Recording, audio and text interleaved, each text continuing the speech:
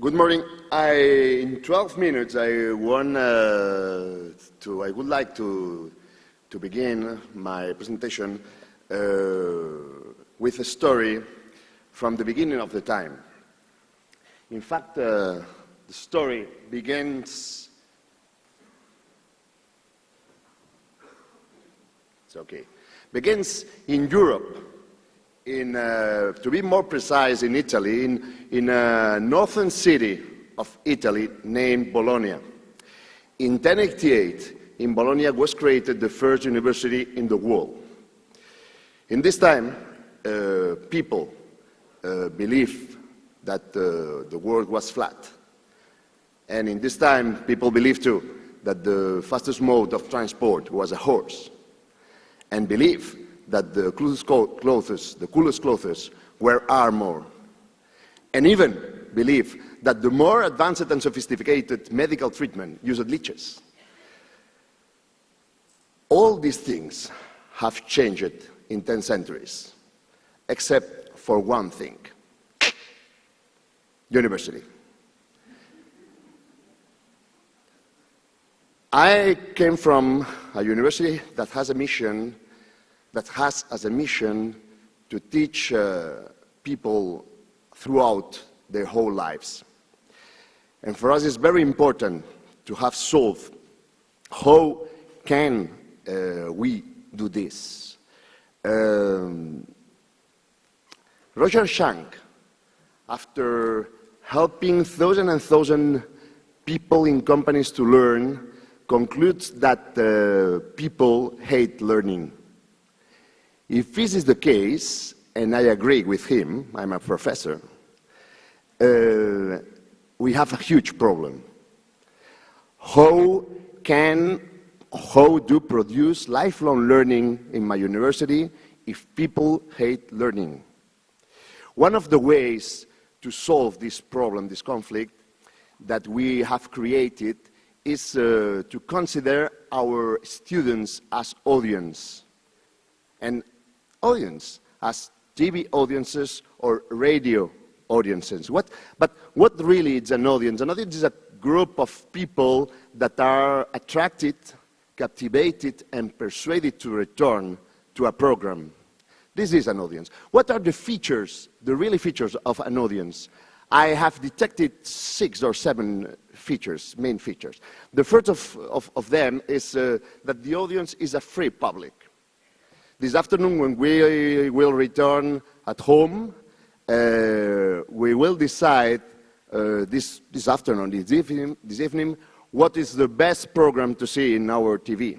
And the best professionals of entertainment have prepared the most interesting and amazing programs for us. But it's me, that the person that decide if this program is good for me this night. Then the audiences in media are really the freest public that I know. In other way, the audiences has the power of decision because we decide what is the program that best suits our needs in each moment. Another thing interesting is that the results of the audience determine the future of our program. I remember in Spain several years ago, a program, a late night show, remained for almost a decade in prime time in Channel 5. Its name was Crónicas Marcianas. For Spanish people, it's quite famous, this program. Its competitor, Channel 3, decided to copy the format, and they created a new program, a new late night show with the host with a very similar profile. The program was canceled 8 weeks after.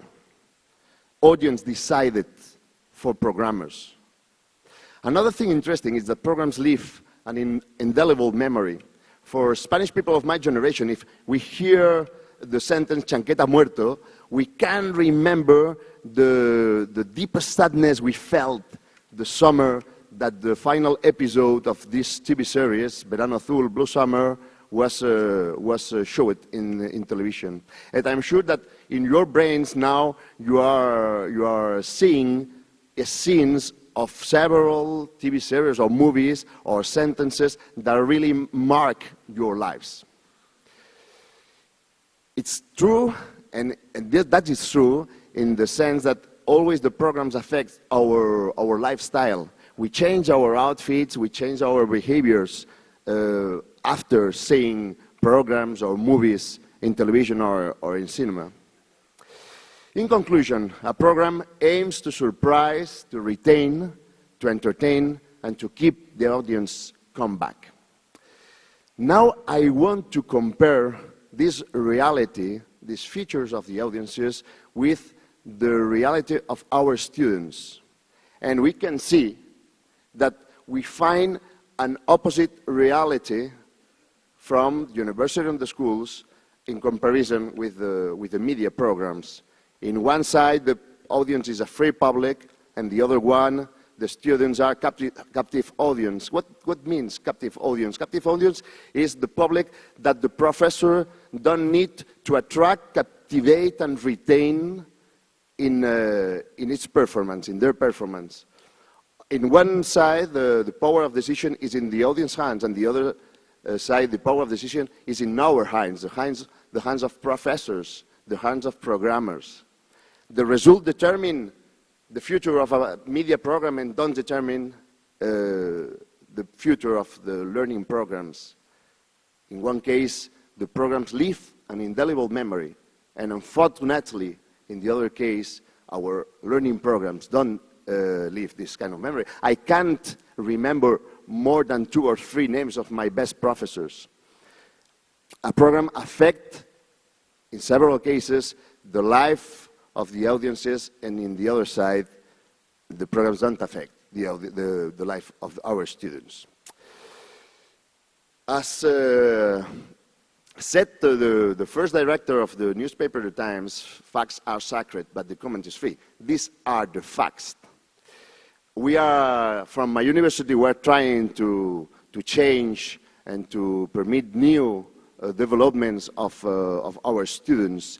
And we are sure of a thing, that if learning isn't an interesting and easy issue, our mission could be more and more difficult, because we need that people want to learn each day. I want to introduce one video, but when we have created the unit of to create contents to learning in my university, we were really proud. But after that, we discovered that we weren't pioneers on this field. The American Army in the Second World War produced educational films to teach soldiers on the front, because they need more and more soldiers to be prepared with new knowledge about new weapons and knowledge about new war tactics. And soldiers died on the battlefield. And they decided to produce educational films with the appeal of the Hollywood films and the knowledge of the military classes. Please, introduce the video. Las instrucciones son claras. Tu objetivo es matar japoneses y alemanes. Debes aprender a matar a tu enemigo antes de que él te mate a ti. No aprenderlo es un error que te costará la vida. Here it comes. This is it. Kill or be killed.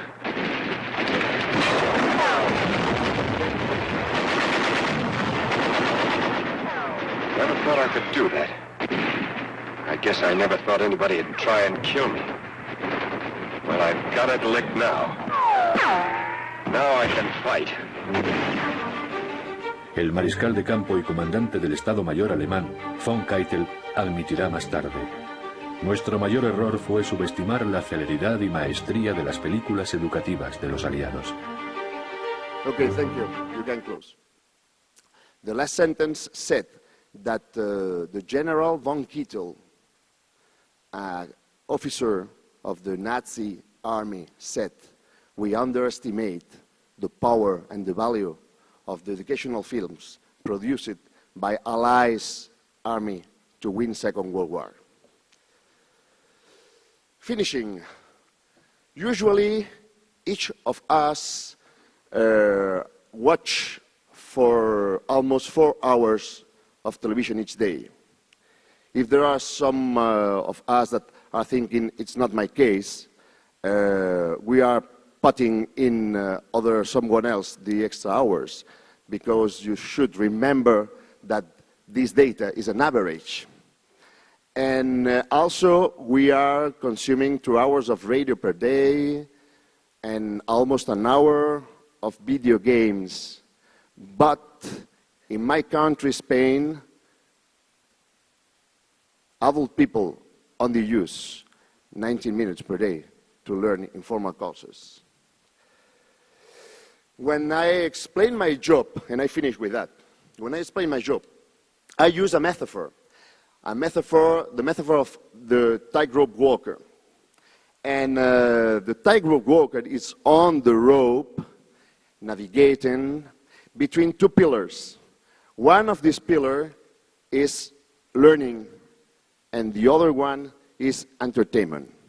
If the right walker decide to put itself near the pillar of learning, our contents will be an appeal for students. But if the walker decides to put itself near the pillar of entertainment, our contents will be appealing, but not worth learning.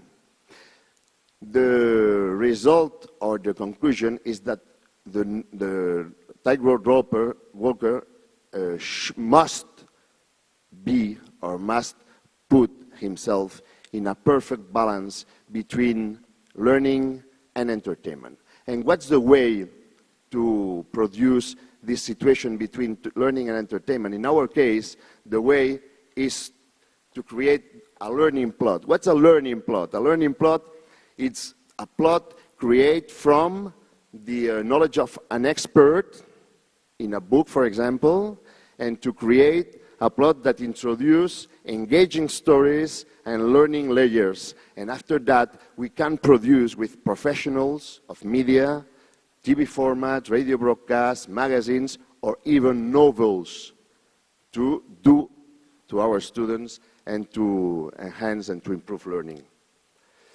I have 2 examples to finish my presentation. 1 minute is 30 seconds for each one. One of these, the first one, is a documentary that immerses a journalist 44 hours in a water purification plant. Please.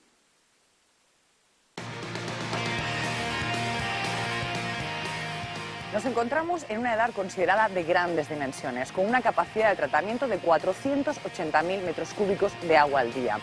Actualmente se tratan 289.000 metros cúbicos de agua al día, correspondientes a una capacidad de tratamiento de 2 millones de habitantes equivalentes. Para que todo esto se lleve a cabo de forma satisfactoria es necesario coordinar muchos factores. Factores humanos, factores tecnológicos y factores económicos. Hoy, en Equipo de Reporteros, aprenderemos cómo se opera una depuradora en condiciones normales. Hola Javier, hola, Susana. Encantada de conocerte. Hola, ¿qué tal? Buenos Jefe días. de planta de esta edad. Sí, efectivamente. ¿Nos vas a explicar cómo funciona todo? Por supuesto, si te parece ir a mi despacho y comentamos con calma, ¿te Venga, parece? pues vamos, por supuesto. La gestión de explotación y mantenimiento de una depuradora de aguas residuales requiere el conocimiento de muchos campos, de la misma manera que también se necesitan diferentes perfiles de personal para llevar a cabo esta empresa. You can see that the result is a really media format, but introducing all the knowledge that our students need to know how to manage a water purification plant. The other example is a sitcom modeled on the Big Bang Theory, starring 2 people that live together, and we use that to teach risks in banking. Please. David, ¿cómo podéis armar tanto jaleo en hámster y tú? Tiene una explicación lógica y razonable.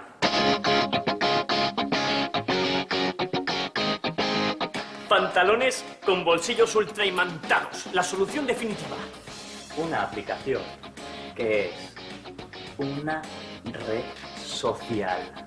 David Lyon Trader Consulting, dígame. Mi mamá soy yo. ¿Para qué quiere 40.000 euros?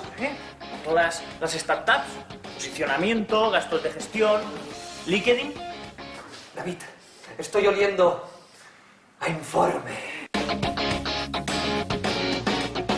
Okay, thank you. You can close. Okay, this is our solution, treating the contents and mixing learning and entertainment. And I finish paraphrasing Armstrong, not the cyclist, by the astronaut, that said it's a small step for the university. Thank you.